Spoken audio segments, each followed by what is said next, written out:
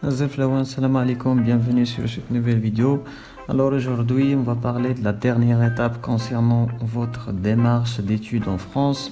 On va parler de la demande de visa.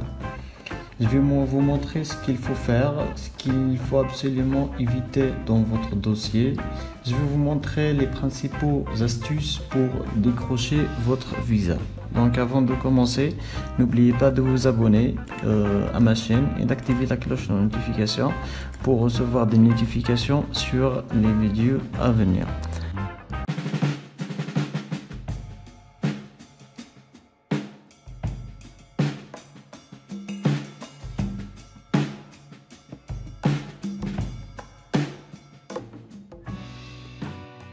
Donc, pour commencer, on va passer sur le site officiel de Visa France. On va accéder au premier lien. Voilà. Donc, on va sélectionner le pays. Je l'ai sélectionné déjà, donc il l'a sauvegardé. Donc, c'est Algérie. Donc, on va cliquer ici, Visa, long séjour pour études. Voilà. Après, on va sur dérouler visa long séjour pour études. Et voilà, il nous montre la liste des documents nécessaires à fournir. Donc, ici, il précise que la liste est au point à partir du 1er juillet 2018.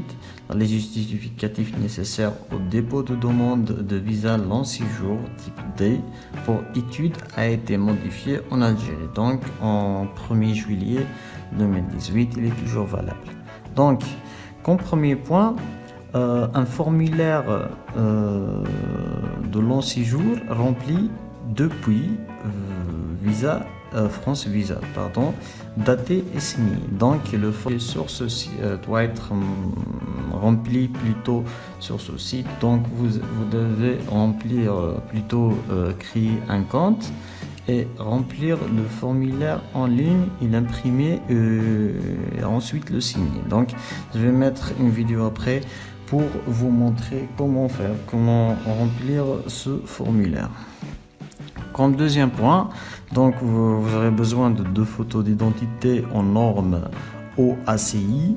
Donc c'est des photos normes passeport. Donc vous pouvez le faire directement à l'intérieur de VFS. Sinon, vous pouvez le faire chez n'importe quel photographe. Donc c'est des photos normes passeport. Donc vous lui dites que c'est des photos normes passeport. Donc ils savent quoi faire. Ensuite, un passeport ordinaire ou un document de voyage valable au moins 8 mois à partir de la date de dépôt de visa. Donc, le passeport doit avoir au minimum 8 mois de validité. D'accord, donc il y a aussi, vous aurez besoin d'une copie du passeport, les 5 premières pages de votre passeport. D'accord, donc vous déposez les copies des 5 premiers ainsi que les copies ainsi que toutes les pages comportant des visas ou des cachets d'entrée et de sortie de l'État Schengen, des États-Unis, de la Grande-Bretagne. D'accord, donc si vous avez déjà des visas vers un État Schengen ou vers les États-Unis ou vers la Grande-Bretagne, donc vous déposez une copie, ça va beaucoup vous aider. Ensuite, il vous dit une copie du courriel de Campus France indiquant que la procédure études en France est terminée. J'ai oublié de zoomer un peu pour que ce soit plus clair. Donc, la copie du courriel Campus France indiquant que la procédure est terminée, c'est le message de fin de procédure.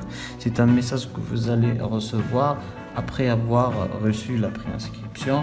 Donc c'est un message automatique et il vient juste après la préinscription de quelques jours, vous allez le recevoir. Donc c'est un email qui indique que votre procédure études en France est bien terminée. Donc ensuite, une copie de l'attestation de préinscription téléchargeable sur votre compte études en France pour les établissements connectés ou fournis par des établissements non connectés. Et pour les écoles privées, une copie du justificatif du paiement du montant de la formation. Et c'est pour les écoles privées, c'est une copie du justificatif du paiement de la formation peut remplacer une préinscription. D'accord? Donc, c'est pas comme la majorité pense que ce justificatif de paiement doit être présent. Non, il ne doit pas être présent. Donc, si la préinscription est présente, donc le justificatif n'est pas obligatoire qu'il soit présent. D'accord? Déjà, ils savent que l'école, pour qu'il vous délivre une préinscription, donc vous devez régler certaines avances. Donc, voilà. Ensuite, il veut dire en cas d'interruption du cursus, une copie du justificatif professionnel depuis la fin de la scolarité, une attestation de travail, un bulletin de salaire, etc. Donc, si vous avez une interruption du cursus, vous déposez un justificatif. Donc, on passe à un autre chapitre important. Donc, un justificatif d'hébergement. Alors, le justificatif de votre hébergement en France. Donc, votre hébergement les 3 premiers mois dès votre arrivée en France. Donc, on peut signaler trois types d'hébergement. Donc, le premier type, c'est une attestation libre d'hébergement chez une personne. D'accord? Donc, vous allez être accueilli par un hébergeant, d'accord. La deuxième, c'est être muni d'une attribution de Crous, d'accord, ou une réservation d'hôtel. Donc, on va voir avec le premier lien. Donc, une attestation sur papier libre signée, ça veut dire une attestation sur papier. Donc, vous allez écrire une attestation d'hébergement et vous allez signer à la fin. Donc, vous allez attester sur l'honneur que vous allez héberger la personne pour une période de 3 mois et vous allez signer. Donc, c'est une attestation sur papier libre. Donc, c'est pas comme le visa touristique. Vous n'êtes pas tenu de faire une attestation à la préfecture et vous allez payer 30 euros, 40 euros. Vous n'êtes pas tenu de faire ça. Juste une attestation sur papier libre. Vous l'écrivez et vous signez. C'est tout.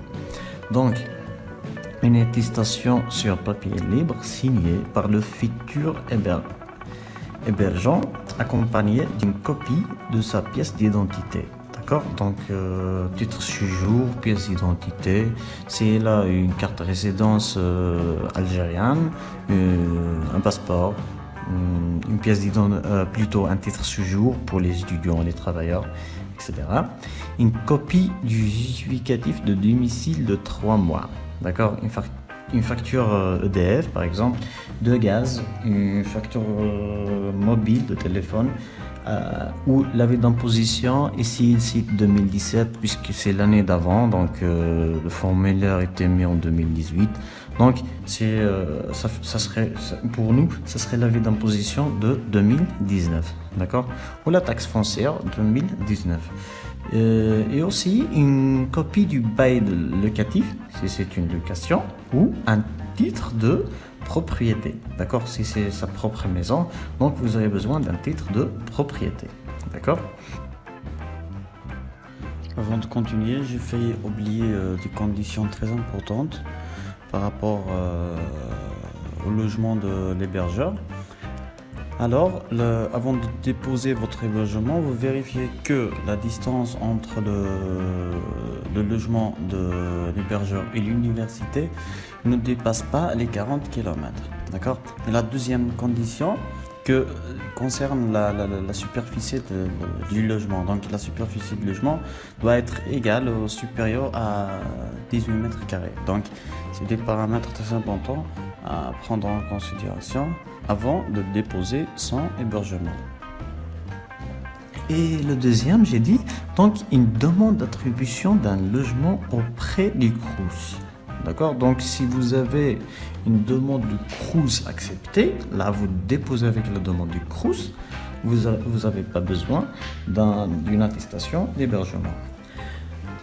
Troisièmement, une réservation d'hôtel pour la période nécessaire de la recherche de logement. Donc, vous faites une réservation d'hôtel d'une période allant de 1 mois jusqu'à 3 mois au maximum. Donc, vous faites une réservation d'hôtel et vous faites avec une lettre explicative. Vous dites que je serai hébergé à un tel hôtel d'une période allant d'une période bien définie. Après, dans l'attente que je trouve un logement. D'accord? Donc, vous accompagnez ça avec une lettre explicative. D'accord? Et on passe au troisième chapitre. C'est le chapitre justificatif de vos ressources. Donc, pour les ressources, une attestation de retrait d'un montant de 7 500 € minimum pour une année d'études.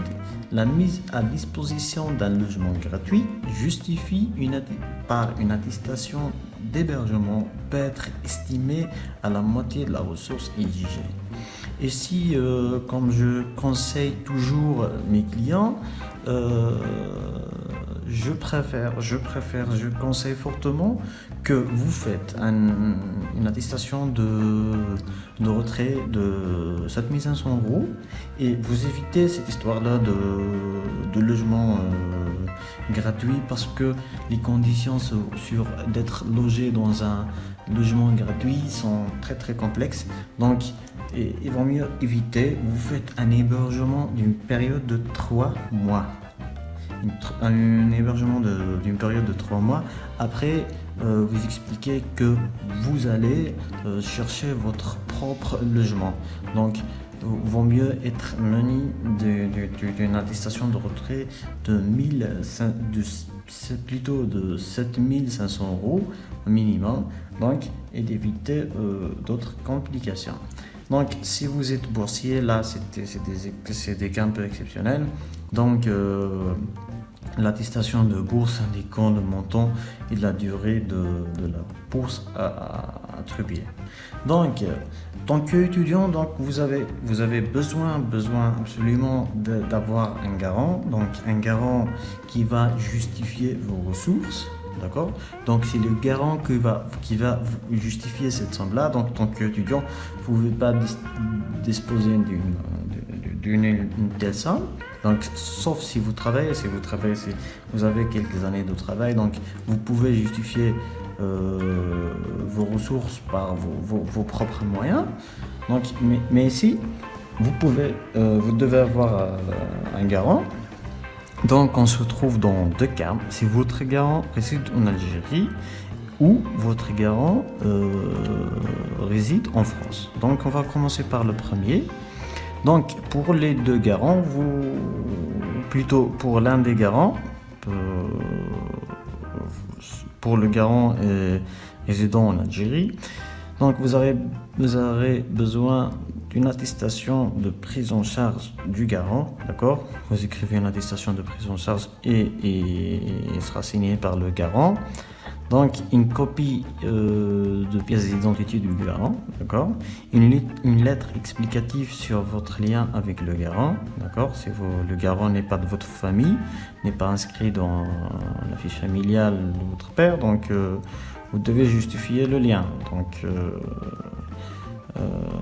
ensuite, justificatif du lien de parenté, en cas suivant avec l'étudiant. Donc, si vous faites une lettre explicative du lien, donc vous devez justifier. Tout ce que vous dites doit être justifié. Donc, c'est le justificatif du lien de parenté. Si votre oncle, par exemple, vous faites des fiches familiales, donc un livret de famille, des actes de naissance, donc vous justifiez le lien vis-à-vis de votre garant. Donc, en passant au statut de vos garants. Donc, si votre garant est fonctionnaire ou salarié, donc vous devez faire une attestation de travail, accompagner l'attestation de travail, l'affiliation à la CNAS, les 3 derniers fiches de paye, les 3 derniers relevé bancaire. D'accord? Que ce soit à la banque ou à la poste, donc c'est la même chose. Donc si votre garant est commerçant ou artisan, vous faites accompagner le registre de commerce, une copie du registre de commerce, l'attestation des impôts, c'est 20, d'accord? Le relevé bancaire des 3 derniers mois en dinars, d'accord, bien sûr.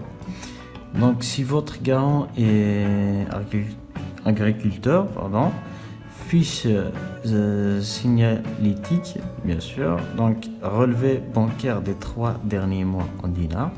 Si votre garant exerce une profession libérale, un médecin, un avocat par exemple, donc l'attestation d'exercice d'activité, agrément, la décision, l'attestation des impôts, le C20, le relevé bancaire des 3 derniers mois en dinars. D'accord. Donc si votre garant est retraité, vous faites l'attestation de retraite avec le montant actualisé et les relevés bancaires aux postaux des 3 derniers mois en dinars. Et pour le deuxième cas, si votre garant réside en France, donc vous aurez besoin aussi de l'attestation de prise en charge de votre garant. D'accord, c'est la même chose par rapport. Il y a quelques papiers qui sont quasiment la même chose. Ok. Donc attestation de prise en charge de votre garant signé, lettre explicative sur votre lien avec le garant, c'est important aussi, une copie d'identité de votre garant, d'accord, passeport, carte d'identité, lettre de séjour, d'accord, donc justificatif du lien de parenté, vous devez justifier le lien en cas la personne qui vous prend comme garant n'est pas de votre famille, d'accord, n'est pas votre père ou votre frère ou votre soeur. Le dernier avis d'imposition sur le revenu, donc l'avis d'imposition de l'année 2019. Donc 3 derniers fiches de paye et en dernier les 3 derniers relevés. Alors voilà, on a vu ensemble l'ensemble des papiers qu'il faut accompagner, qu'il faut absolument faire. Donc c'est dans le site Visa, c'est disponible dans le site Visa France. Je vais mettre le lien sur ma page Facebook, dans la description de la vidéo sur ma page Facebook. Donc comme toujours, vous trouverez le lien vers ma page Facebook en description. D'accord. Donc si vous avez des questions, vous les mettez en commentaire, je vais essayer d'y répondre. Donc vous n'oubliez pas de vous abonner à ma chaîne et d'activer la cloche de notification. Et de ceci, je vous dis à une prochaine fois, Inch'Allah. Au revoir.